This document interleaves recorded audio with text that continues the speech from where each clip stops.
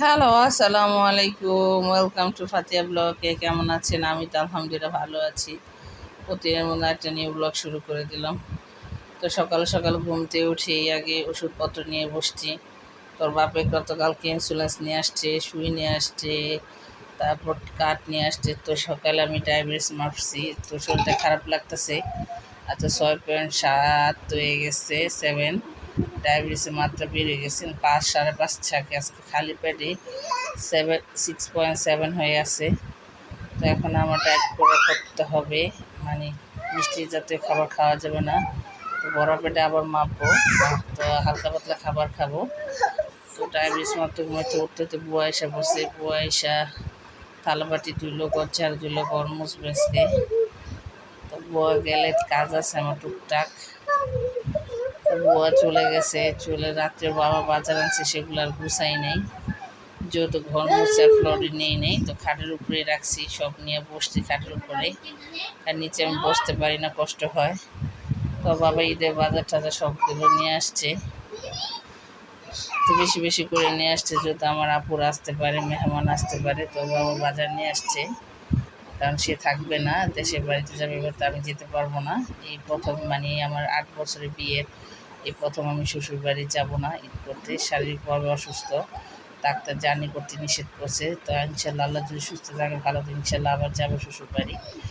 এই তো বাজারগুলো কত কিছু নিয়ে আসছে, বাজার আছে, তারপর নিয়ে আসছে টুকটাক এখানে সেমাই, নুডলস থেকে শুরু করে, দুধ থেকে, চাপাতি থেকে শুরু করে, লাচি, তারপরে পেস্ট, টিস্যু, তারপরে মানে একটা ফ্যামিলিতে যা যা লাগে। আর তেলের দাম বেড়ে গেছে, দুইটা তেল নিয়ে আসছে, আরেকটা আছে আজকে ভাঙছি, আর দুটা আছে। তো তেল নিয়ে আসছে, মানে বাবার কথা, বাজার থাকতে টাকা থাকতে, হাতে টাকা থাকতেই সব কিছু বাজার নিয়ে আসবে। আর এই যে ডিম, এক খাঁচি ডিম নিয়ে আসছে, কারণ ডিম আমাদের প্রচুর খাওয়া হয়। তো এই বাজারগুলো সব গুছাবো এখন। তো আর 1-1.5 মাসের বাজার লাগবে না, তো বাজার আছে, অনেক কিছু আছে, এগুলা সব কন্টেনারে আছে, বক্সে আছে। তাই যেখানে গুঁড়া সাবান আছে, পোলাচা 4 কেজি আছে, তারপর চিনি আছে, মুসুর ডাল আছে, সবই আছে মাসাল্লাহ। তো টুকটাক ভালোই আছে, যা আছে আলহামদুলিল্লাহ। তারপর বাবা নিয়ে আসছে, কারণ টাকা থাকলে, সে হাতে থাকলে ভেঙে ফেলায়। তো এই যে জরুরি জিনিস, ঘরের জিনিস জরুরি যেটা, সেটা নিয়ে আসছে। তো ডিমও আনছে, ডিমগুলো ধুয়ে রাখবো ছড়া দিয়ে কাচের ভিতরে। তো মেয়ে গুছায় রাখতেছে, আমি কাজ করতে গিয়ে হাঁপাই গেছি, আমার খুব খারাপ লাগতেছিল। তো গতকালকে বাবা হানি বিরিয়ানি নিয়ে আসছিলো, আমাদের জন্য খাওয়া হয় নাই। তো চাইলাম মেয়ের দুপুরবেলা বিরিয়ানিটা গরম করে দিই, যেহেতু রান্না করিনি এখনও। তো মা আমি আপাতত একটা একটা দেড়টা বেজে গেছে, তো বিরিয়ানিটা গরম করে খাবো। তো হাঁড়ির বিরিয়ানিটা খেতে ভীষণ ভালো লাগে। তো দুজনে সুন্দর মতো খাওয়া যাবে। তো মেয়ে আর আমি খাবো দুপুরে, তারপর আবার রান্না করব। বিকালে রান্না করছি, যেহেতু এখন গ্যাস থাকে, তো রান্না করতে কষ্ট হয় না। আর বুয়া তো সব কাজ করে দিয়ে যায়, এখন আমি আমি একটু রিল্যাক্সে আছি। তো একটু কষ্টটা কমছে। তো আমি মেয়ের বিরিয়ানি গরম করে দিয়ে আসছি, মেয়ে খাইতেছিল, আমিও খাইছি, মেয়েও খাইছে। তো এই তো আসছে এখন আবার রান্না করতে, যেহেতু শাক খাবো, আমি শাক ছাড়া ভাত খেতে পারি না।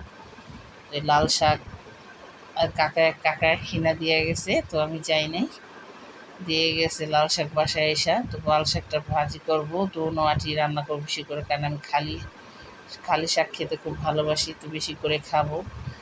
আর সাথে হচ্ছে ডিম দিয়ে, আলু দিয়ে রান্না করব। আর হচ্ছে মিষ্টি কুমড় দিয়ে, চিংড়ি মাছ দিয়ে রান্না করব আজকে দুপুরের রান্না। তো এই তো রান্না বাড়া শেষ করতে করতে বিকাল হয়ে গেছে, একটু হাঁটাহাঁটি করি বাহিরে, তারপর তবজি পড়ি, ইয়াসিন সূরা পড়ি, কোরআন শরীফটা আছে খতম। তো এই তো আসার পরে এখন আমি তো আর রোজা রাখতে পারি না, তো মেয়ের জন্য হালকা পাতলা ইফতারি বানাই। তো এই মেয়ের দই লাচ্ছি বানাই দিলাম, মেয়ে খাইতেছিল খুব মজা করে। এই তো মেয়ে বলতেছে আম্মু মজা হয়েছে। তো সাথে ছিল সেদিন আবার এই পোলাওর সাথে জর্দা নিয়ে আসছে 2 কৌটা। তো জর্দা ভাঙি না, একটা বের করে দিলাম মেয়েরে বলছি তুমি খাও, আরেকটা রেখে দিছি আমার আপুদের জন্য, কারণ আমি মিষ্টি জাতীয় খাবার খাই না, খাওয়া নিষেধ। তো মেয়ে খাচ্ছে।